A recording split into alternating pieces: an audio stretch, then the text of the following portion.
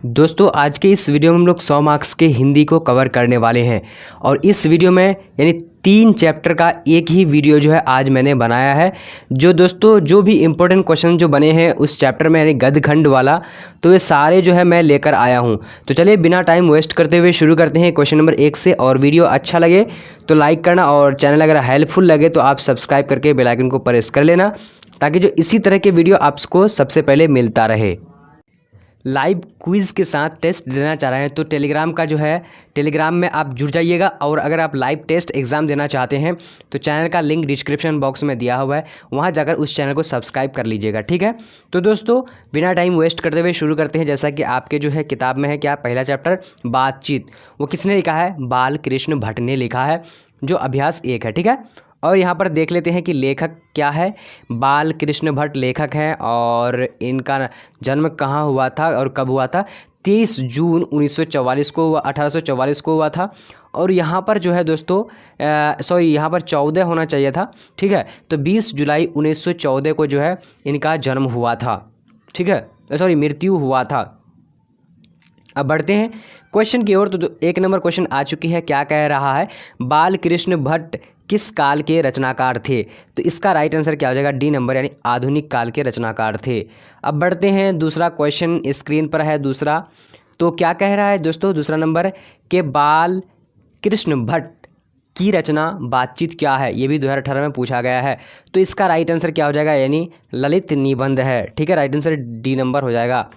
अब बढ़ते हैं यहाँ पर तीसरा नंबर क्वेश्चन स्क्रीन पर क्या कह रहा है कि बातचीत शीर्षक निबंध के निबंधकार का नाम बताएं। तो इसका राइट आंसर हम लोग देख ही चुके हैं ऊपर में, तो राइट आंसर ए नंबर बाल कृष्ण भट्ट राइट आंसर हो जाएगा। वीडियो अच्छा लगे तो लाइक जरूर करना, और चैनल लगता है कि हेल्पफुल चैनल है, इससे हमारी मदद हो सकती है, यानी जो है तैयारी हो सकता है, तो आप सब्सक्राइब जरूर करना, ठीक है। अब यहाँ पर 4 नंबर क्वेश्चन क्या कह रहा है? बाल कृष्ण भट्ट का जन्म कब हुआ था?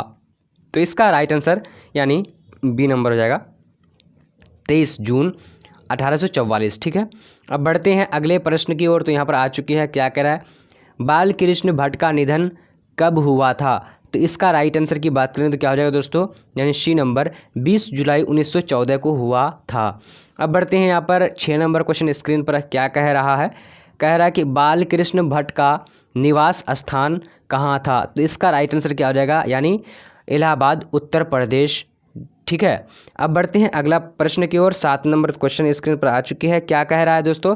कह रहा है कि बाल कृष्ण भट्ट ने मोटा मोटी कुल कितने निबंध लिखे थे?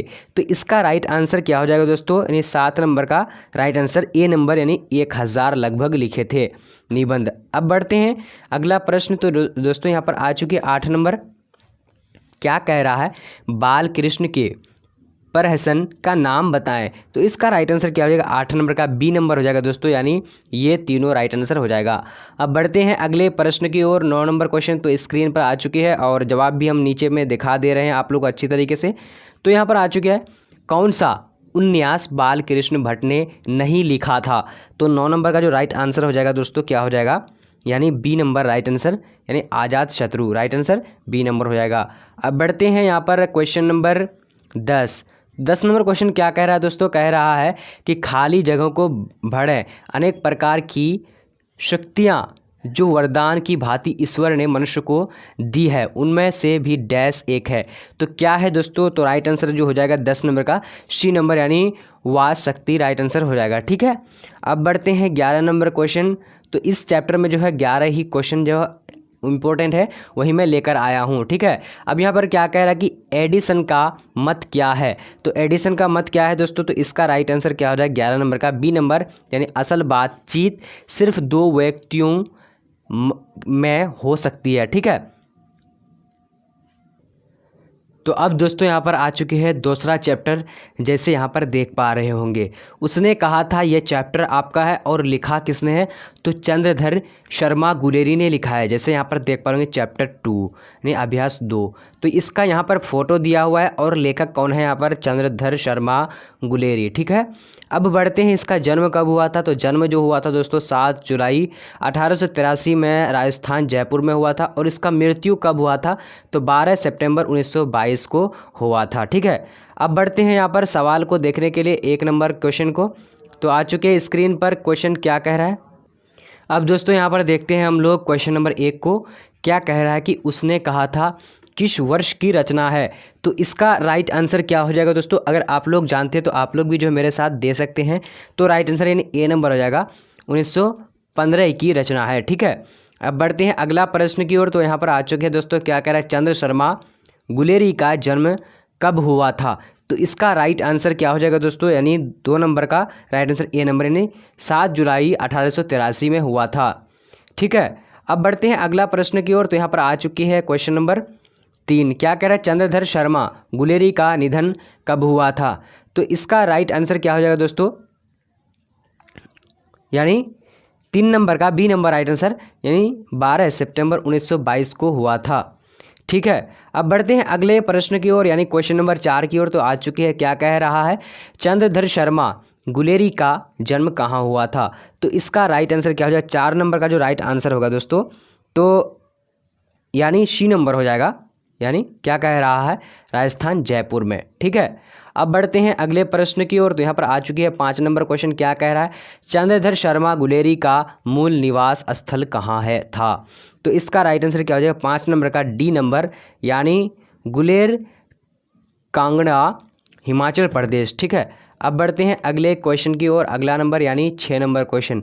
क्या कह रहा है, गुलेरी जी की प्रमुख कहानियों के नाम बताएं।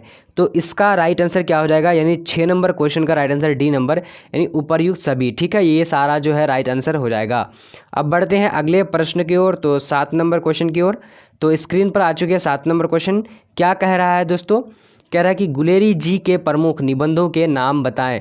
तो इसका भी राइट आंसर क्या हो जाएगा, ये सारा जो है गुलेरी जी ने लिखा हुआ है। तो राइट आंसर डी नंबर हो जाएगा राइट आंसर। ठीक है, अब बढ़ते हैं अगला क्वेश्चन। तो यहाँ पर आ चुकी है, क्या कह रहा है, उसने कहा था कहानी की क्या विशेषता। उसने कहा था कहानी की क्या विशेषता है। तो दोस्तों इसका राइट आंसर क्या हो जाएगा, 8 नंबर का डी नंबर, यानी उपर्युक्त सभी हो जाएगा। ठीक है, दिव्य प्रेम कहानी, उसके बाद है युद्ध कहानी, प्रेम पर बलिदान की कहानी, ये सारा जो है कहा था, विशेषता था। अब बढ़ते हैं यहाँ पर अगला प्रश्न की ओर। तो 9 नंबर क्वेश्चन क्या कह रहा है दोस्तों, किस पाठ में यह उक्ति आई है कि मृत्यु के कुछ समय पहले स्मृति बहुत साफ हो जाती है।